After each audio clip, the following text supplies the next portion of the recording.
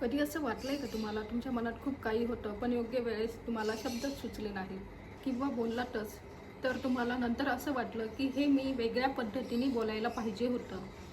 जर हो तर लक्षात ठेवा, ही समस्या फक्त तुमचीच नाही तर प्रत्येकाची आहे. या जगामध्ये यशस्वी जो नाही, जो खूप शिकलेला आहे, तर यशस्वी जो आहे तो योग्य पद्धतीने बोलू शकतो आणि योग्य पद्धतीने सर्वांना कनेक्ट करू शकतो, सर्वांवर प्रभाव टाकू शकतो.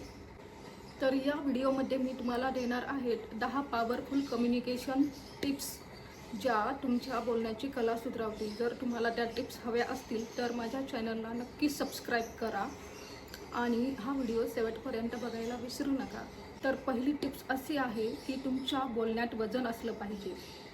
समोरचा जो ऐकणारा असतो तो फक्त तुमचे शब्दच ऐकत नाही, तर तो बघतो तुमची एनर्जी किती आहे, तुमचा कॉन्फिडन्स कसा आहे आणि तुमचा ॲटिट्यूड कसा आहे. त्यामुळे लक्षात ठेवा, जर तुमचं बोलणं तुम्ही स्वतः सिरियस घेत नसाल तर समोरचा तरी कसा घेणार.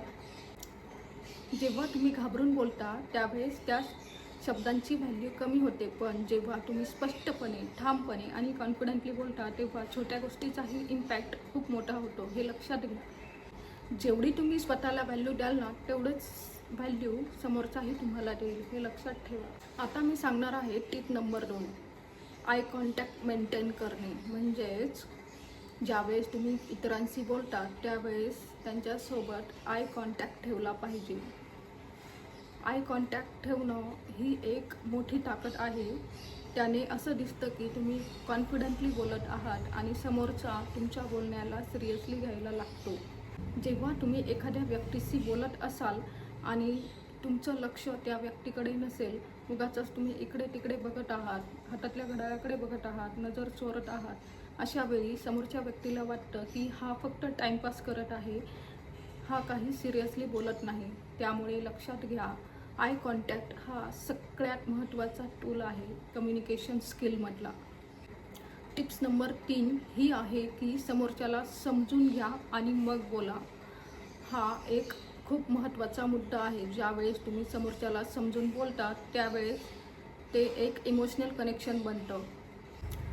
बाहेरून माणूस कितीही स्ट्रॉंग दिसत असेल तरीही प्रत्येकाची एक वेगळी स्टोरी असते. कोणी ॲक्सेप्टन्स शोधत असतं, कोणी दुखावलेलं असतं किंवा कोणीतरी इन्सिक्युअरसुद्धा असू शकतं.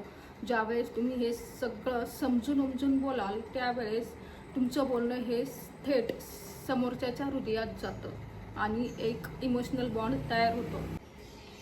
टिप्स नंबर 4 अशी आहे की नॅचरली बोला. आजकाल असं होतं की बरेच लोक इतरांना कॉपी करताना दिसतात, दुसऱ्यांशी आपल्याला कंपेअर करतात आणि त्यांच्यासारखं बोलायला जातात. कोणी आपला व्हॉइस टोन बदलतो, कोणी एखाद्याची नक्कल करतो आणि तसंच बोलायचा प्रयत्न करतो. परंतु एक लक्षात घ्या, जर तुम्ही इतरांना कॉपी करून बोलत असाल तर हे लोकांच्या लगेच लक्षात येतं. लोकांना ते फेक वाटतं. लोकांना नॅचरली बोललेलं खूप आवडतं आणि लोक अशाच लोकांना फॉलो करतात जे रिअल आहे आणि नॅचरल आहे. त्यामुळे नॅचरल बोलण्याचा प्रयत्न करा, इतरांना कॉपी करू नका. टिप्स नंबर 5, शांत राहायला शिका. प्रत्येक वेळेस बोलणं गरजेचं नाही. कधीकधी शांत राहणंसुद्धा तुमचं मोठं वेपन होऊ शकतं. तुम्ही योग्य वेळी शांत राहायला शिकाल तर तुम्ही सेल्फ कंट्रोल करू शकाल आणि इतरांना आपला कंट्रोल घेण्यापासून वाचवू शकाल. लक्षात घ्या, शांत राहणं ही एक कला नाही तर एक सेल्फ कंट्रोलची ती निशाणी आहे. त्यामुळे योग्य वेळी शांत राहायला पण शिका. टिप्स नंबर 6 अशी आहे की रिलेटेबल बोला. जर तुम्ही एखाद्याशी बोलत असाल आणि तुम्ही त्यांच्या प्रॉब्लेमनुसार, इंटरेस्टनुसार आणि माइंडसेटनुसार बोलत असाल तर ते बोलणं त्याला लगेच कनेक्ट होतं आणि त्याला असं वाटतं की हा तर माझ्याबद्दलच बोलत आहे. त्यामुळे लक्षात घ्या, तुम्ही जेव्हा बोलता तेव्हा रिलेटेबल बोला. जेव्हा तुमच्या लक्षात येतं की समोरचा बोर होत आहे त्यावेळेस लगेच विषय बदलायला शिका. कारण की ज्यावेळेस समोरचा माणूस बोर होतो त्यावेळेस तो तुमचं बोलणंही ऐकत नाही. ज्यावेळेस तुम्हाला असं वाटतं त्यावेळेस विषय बदलणं आणि त्याच्या रिलेटेबल बोलणं हेच योग्य आहे. ज्यावेळेस तुम्ही इतरांना कनेक्ट होता त्यावेळेस त्यांचा तुमच्यावर ट्रस्ट बिल्ड व्हायला सुरुवात होते. त्यामुळे लक्षात घ्या, बोलताना असं बोला की तुम्ही थेट समोरच्याला कनेक्ट व्हाल. तर मित्रांनो, या टिप्स तुम्हाला कशा वाटत आहेत? या टिप्स जर तुम्हाला आवडत असतील तर सगळ्यात आधी चॅनलला पटकन सबस्क्राईब करा, म्हणजे मी पुढच्या टिप्ससुद्धा तुम्हाला शेअर करत आहे लगेचच. टिप नंबर 7 अशी आहे की नाही म्हणायला शिका. हो, नाही म्हणायला शिका. नाही म्हणणं म्हणजे काही रूढ असणं नाही, पण एक लक्षात घ्या, प्रत्येकाला खुश ठेवणं हे काही शक्य नाही आणि ते गरजेचंही नाही. ज्यावेळेस तुम्ही योग्य वेळी नाही म्हणतात त्यावेळेस तुम्ही तुमची व्हॅल्यूसुद्धा आपोआपच वाढवतात. आणि तुम्ही प्रत्येक वेळेस हो म्हणत राहिलात तर लोक तुमचा गैरफायदा घ्यायला सुरुवात करतात. त्यामुळे लक्षात घ्या, योग्य वेळी नाही म्हणतासुद्धा आलं पाहिजे. हा सुद्धा एक महत्त्वाचा मुद्दा आहे कम्युनिकेशनमधला. टिप्स नंबर 8 अशी आहे, कमी बोला पण प्रभावी बोला.